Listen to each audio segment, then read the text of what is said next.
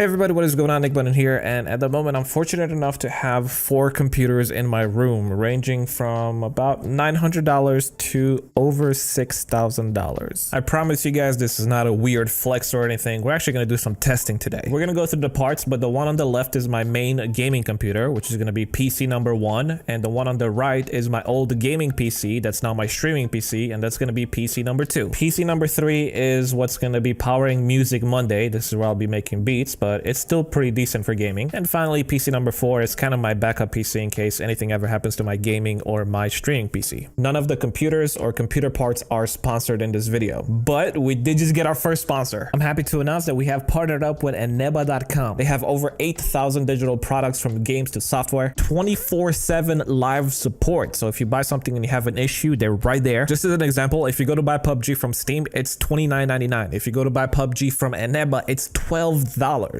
And if you use code NICK, you get 3% off whatever you're buying on top of the discounted price. PC, Xbox, PlayStation, Nintendo, gift cards, game points, they have a bunch of everything and upcoming deals. They like my channel and want to support me and continue doing what I'm doing. So if you guys ever want to get games or anything, please check out their website. And for this video, we're going to give a $50 gift card on their website so you guys can buy whatever games you want to get. Link in the description for the giveaway. All you're going to have to do is have a Twitter and retweet and follow us. I think that's it. So that way we can message you if you are the winner, and that's it. Let's get back into the video. I'm going to be testing the game Escape from Tarkov on all 4 computers. Recently it had a really big update and the game is running so much better, but a lot of people were like, wow Nick, if you're getting that performance on your very expensive computer, I don't want to get the game. Meanwhile, I've had other people telling me that they're getting better performances than I'm getting on my computer with their cheaper computers. So I was like, okay, I have a range of computers, we're going to try it out. We're going to go through the computer parts in just a second, but let me just say that all of them have been up to date, drivers and everything,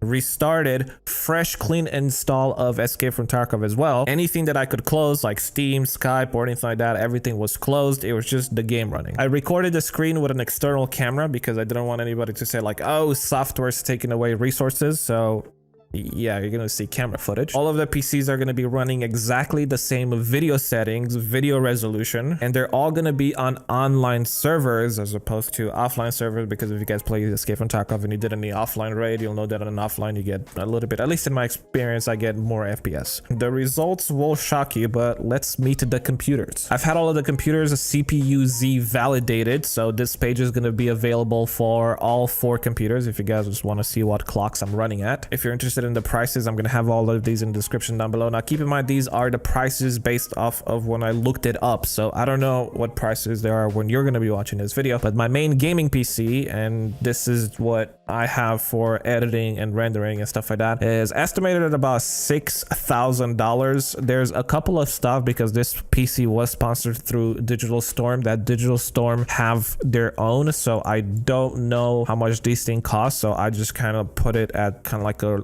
low reference point based on the other ones. This is my main PC that I use and it's $6,000. PC number 2 is going to be my streaming PC. This is my old gaming PC that I built like 5 or 6 years ago, and it's turned out to be now my streaming PC. Again, I'll have the CPU-Z page for it. The same deal with the prices, and this PC comes out to $4,104. This streaming PC is dear to my heart because I built it by hand. That's my baby right there. PC number 3 is the one that I'll be making music and beats on. The estimated for it is just under $1,000. There are a couple of stuff because this was the MSI PC that I did a review on. MSI has some products that they don't sell to retail. These are their own stuff, so I just kind of had to estimate based on what similar stuff cost, and it's coming down to less than $1,000. PC number 4 is my backup PC in case anything ever happens to my gaming or streaming PC. I can just switch it out and continue streaming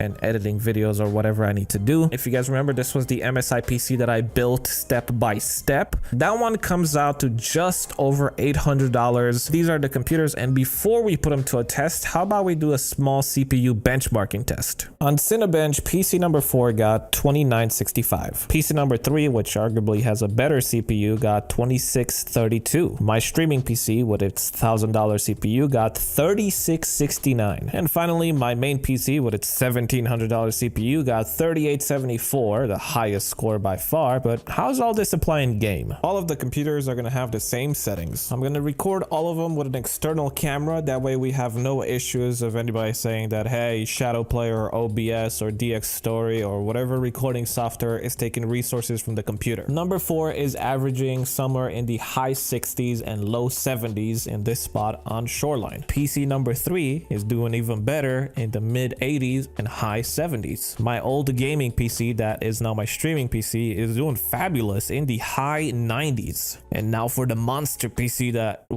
why am I in the low 70s? What's going on here? And it better not go, it just hit 60s. For the second test, we're gonna go under the butt of the helicopter and we're gonna kind of go right to left. On the fourth PC, we're kind of hitting low 60s, high 50s. On the third PC, we just got here, and it doesn't look like we're dipping below 60s. We're kind of in the mid 60s. On the second PC, seems like we are in the mid to high 60s, even hitting 70 right there. This thing better not suck. All right, on PC number 1 and my workhorse. What? We are below 50s and very low 50s?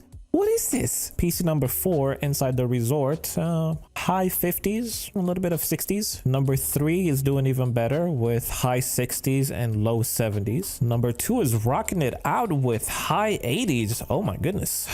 I feel like I know what's about to happen. My crazy expensive PC is hitting low 60s. Okay, so I think the problem is definitely the map. So we're gonna switch over to reserve as a scav run. We're kind of hitting in the 50s, a little bit in the 40s. As we get closer to more buildings, we're definitely in the low 50s. On top of this building here, I'll do the test on all of them. We are kind of definitely below 50s, kind of mid 40s to high 40s. Inside the building, things are just about the same, still in the 40s. PC number 3 is doing about 10 FPS better than PC number 4. And it's what, like $100 more expensive, so it's doing pretty good, even close to the buildings. And on top of it, we're definitely doing a lot better. Just about the same performance inside as outside. I made it to the same pipes that we did the first test on PC number 4, and yeah, I mean, FPS are definitely increased. And ooh, hey, exit over here. PC number 2 and my current favorite is not that much better than PC number 3 in terms of price. I mean, we're talking about $1,000 and a $4,000 PC, but definitely improvement in FPS. I know it's a little hard to tell from this because it's recorded in 23 FPS with my digital camera because I was recording the monitor, but it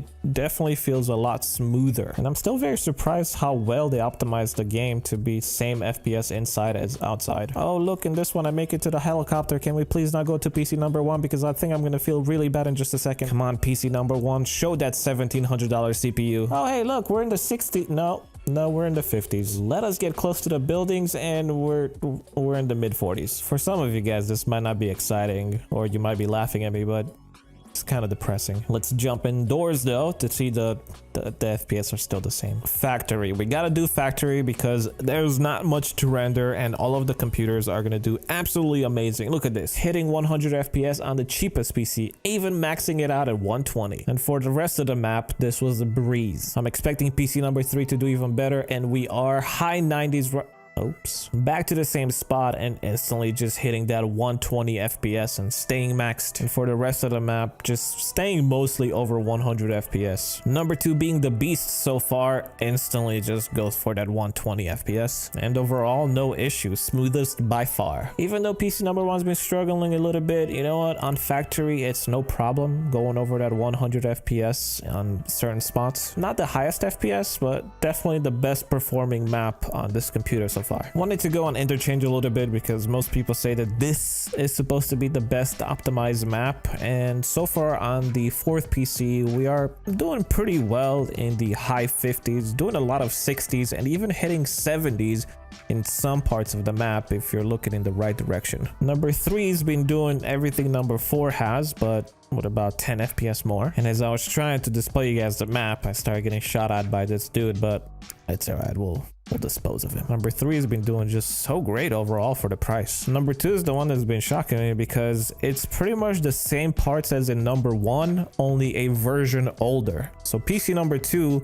should be one step behind number 1, but it's just doing so well. And it's a little frustrating that PC number 1 is kind of doing worse than PC number 4, which is a fraction of its price. But you know, it's not the PC's fault, it's the way it's optimized and it's made to run. But yeah, my FPS are definitely lower in this. The last test that I wanted to do is on the map of customs, and you can see that I'm hitting a pretty decent 70 to 90 FPS on the 4th PC. But as soon as I scope in, the FPS pretty much gets almost half. We're down to the low 40s, even a little bit of 30s. And this is a known issue that when you scope in, you have less FPS, but I wanted to see how big of a difference is on all of the PCs. I know of a lot of people that play EFT and don't use any of the scopes because once they scope in, they lose too much FPS. And I wanted to see if it's actually playable, especially after this new patch. It's a lot better. You can see that on PC number 3, we're pretty much in the mid to high 40s.